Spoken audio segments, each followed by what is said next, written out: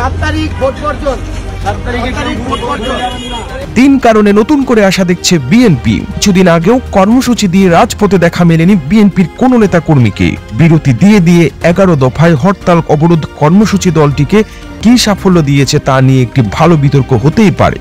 মাঝে মাঝে ডজন খানেক নেতা কর্মী নিয়ে বিএনপির জ্যেষ্ঠ যুগ্ম মহাসচিব রুহুল কবির রিজভীকে দেখা গেলেও আর কোন সিনিয়র নেতার ছায়া পর্যন্ত দেখা যায়নি। তবে এখন আবার পরিস্থিতি পাল্টাতে শুরু করেছে, যা বিএনপিকে আশাবাদী করে তুলছে। মূলত 3টি কারণে বিএনপি এখনো আশাবাদী, আর এই কারণেই তারা আন্দোলনের মাঠে আবার সক্রিয় হয়ে ওঠার চেষ্টা করছে।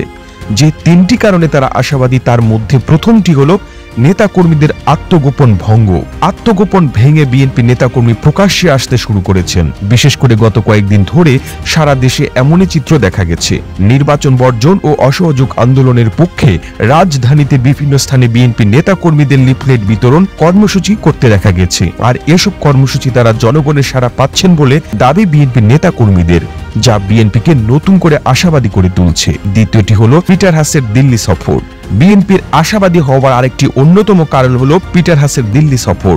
28 অক্টোবরের তাণ্ডবের পর মার্কিন যুক্তরাষ্ট্রের নীরবতায় অনেকে ধারণা করছেন যে মার্কিন যুক্তরাষ্ট্র হয়তো বাংলাদেশের নির্বাচন ইস্যুতে তাদের মনোভাব পাল্টেছে। কিন্তু বাংলাদেশের নির্বাচন নিয়ে ভারত এবং মার্কিন যুক্তরাষ্ট্রের মধ্যে একটি নীতি নির্ধারণী বৈঠক দিল্লিতে অনুষ্ঠিত হওয়ার খবর পাওয়া গেছে, যেখানে ঢাকাস্থ মার্কিন রাষ্ট্রদূত পিটার হাসও উপস্থিত ছিলেন বলে জানা গেছে, যা বিএনপিকে আশাবাদী করে তুলেছে। বিএনপির নেতাকর্মী বলছেন যে বাংলাদেশের নির্বাচন নিয়ে মার্কিন যুক্তরাষ্ট্র এখনো তাদের মনোভাব পাল্টায়নি, বরং মার্কিন যুক্তরাষ্ট্র কৌশলগত অবস্থান নিয়েছে। ফলে এখনো নিরাশ হওয়ার কোনো কারণ নেই বলে মনে করছেন বিএনপির নেতাকর্মী। সর্বশেষটি হলো আন্তর্জাতিক মহলের তৎপরতা।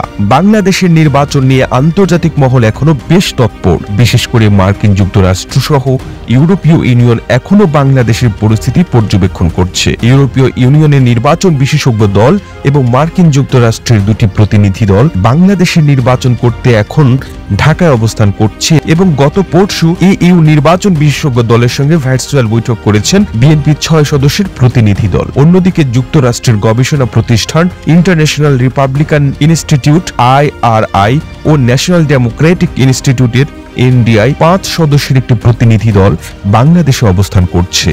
আর এই কারণে বিএনপি মনে করছে যে এখনো সময় শেষ হয়ে যায়নি। শেষ মুহূর্তে বাংলাদেশের নির্বাচনের ব্যাপারে আন্তর্জাতিক মহল হস্তক্ষেপ করবে। এই প্রতিবেদন তৈরিতেই তথ্য ও উপাত্তের সাহায্য নেওয়া হয়েছে জাতীয় গণমাধ্যম বাংলা ইনসাইডার থেকে। আর আপনারা এতক্ষণ সঙ্গে ছিলেন বিশ্ব বাংলার। এভাবেই সঙ্গে থাকুন, আমরা তো ফিরছি নতুন নতুন প্রতিবেদন নিয়ে। একই সাথে আপনি যদি বিশ্ব বাংলার পেজটিকে ফলো দিয়ে না থেকে থাকেন, এখনই ফলো করুন। ধন্যবাদ। 7 তারিখ ভোট বর্জন। 7 তারিখে ভোট বর্জন।